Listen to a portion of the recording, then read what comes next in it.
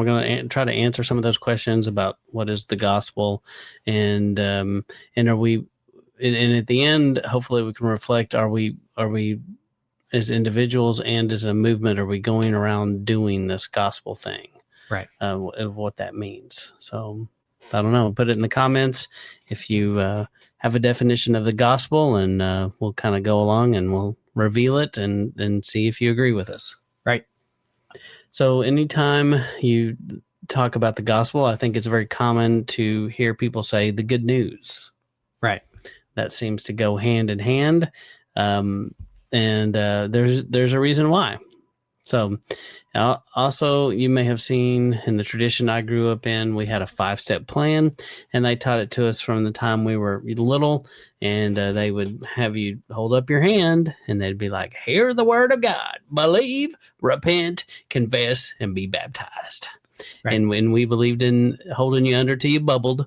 And so it was like the real baptism, not a quick one, they didn't want you're going to be in the water. They didn't want any fake converts. That's right. So they made it as scary as possible. That's right. We're going to hold. Are you sure you want into this? Some people might have been held under just a little. They're like, this guy, he needs a little bit longer.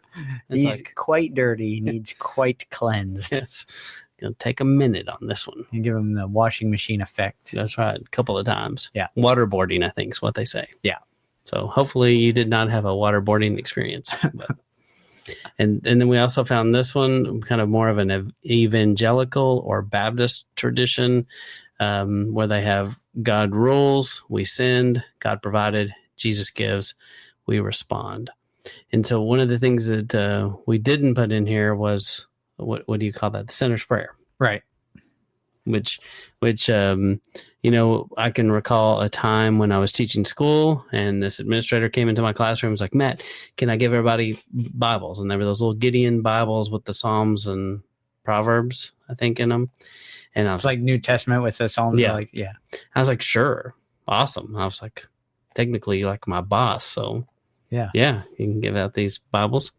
And she did the whole thing of, all right, kids. She gave her a gospel message and gave everybody the Bible. And it's like, all right, now I want everyone to put their head on their desk and raise your hand if you believe and accept the Lord Jesus Christ in your heart. And, of course, most of the kids are raising their hand. And a few kids are kind of like looking around, like, everybody else raising their hand. I'm going to raise my hand too. Might as well. I don't want to be the only one. So, then you take that number, that you write that number down of how many souls you saved there, and you take it back to your convention and you tell them, this is how many were saved today. That's right. They were saved, locked down. Yeah.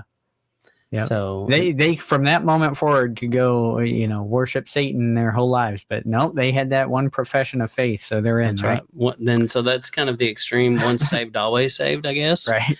And so I think all of us fall in some category. And then we saw this one too, and this one, I don't know where it came from. Yeah, kind of the draw on this one is it has like a you part and a Yahweh part. So there's elements of that we'll bring up. So the other, go ahead. But this one talks about free gift, so you hear that a lot, and it's emphasized this is a free gift, and you got to say that. And one of the questions I always had was with the free gift is you can hold out that free gift, but don't I got to like grab it? Yeah. So it was always, for me, I feel like there's always been a coming together, a meeting of Yah and us. I know a lot of people, especially Protestant belief system doesn't tend to believe there's an us part, because if you believe once saved, always saved, then you're believing in the salvation from Yah alone. And so you have no part in the saving. There's nothing you can do. Yeah. Because if you did have a part in the saving, maybe you would then have a part in the walking away thing. You know what I mean? Yeah. So there's that kind of element of it. Maybe, and that's a good point. Maybe that is why that's kind of maybe the theology behind it. That makes sense. Yeah. And so just to add on to this, growing up for me, it was always death, burial, and resurrection of Jesus was, what's the gospel? Death, burial, resurrection of Jesus Christ. Mhm. So we'll test some of this stuff. So